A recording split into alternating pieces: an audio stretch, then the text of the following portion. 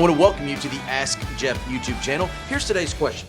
Who answers Muslims' prayers since Allah is not the real God? There's only one God, the biblical Christian God.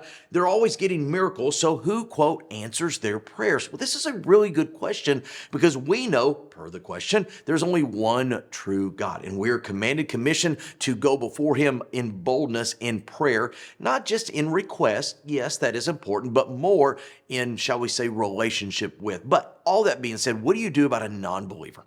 What do you do about an atheist? What do you do about a Muslim? What do you do about a Hindu? These folks that quote unquote pray and seemingly get their prayers answered. What's happening here? Well, I am of the biblical belief that yes, it is actually the enemy who is answering their prayers. Now, I understand that Satan is not omnipresent. He can't be everywhere. He's not omnipotent. He's not all powerful. But the Bible does say in Ephesians chapter 6, he has principalities and powers and rulers of darkness. In my terminology, he has minions that are always on assignment, relaying information, which I would say would be communicating the data of the prayers. Now, you go back to the book of Exodus. You remember when Moses threw the rod down, that Pharaoh's sorcerers could do the same thing? You remember they were actually able to duplicate the first couple of plagues. And I think one of the most dangerous things that I've ever heard in my life is someone referenced to something miraculous and said only God could do that. Well, the only thing in the Bible that really God can do that nobody else can in the Old Testament is called a sign, something that is only of a godlike characteristic. So in other words, having buildings fall, having things levitate, spin midair, that's not a exclusively God type capacity.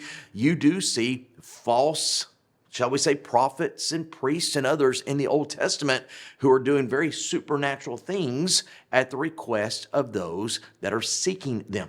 And by the way, you go into Matthew chapter 3, and Mark chapter 3, one of the big issues with Jesus and his healings was that the Pharisees said he did it according to the power of Beelzebub.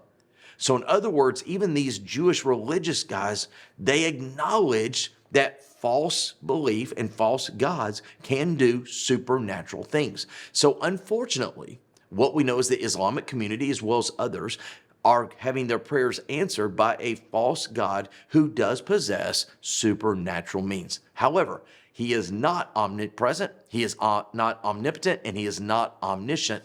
Only the one true God can truly be all those things. Great question. If you have one, send it to AskJeff.net. Maybe your question will be tomorrow's. Thanks for being a part of today's daily question. Now, we answer a question each and every day. Please feel free to submit a new question at AskJeff.net. We may not have gotten to yours today, but we eventually will continue to be a part of this. Subscribe so you don't miss out on a question every day.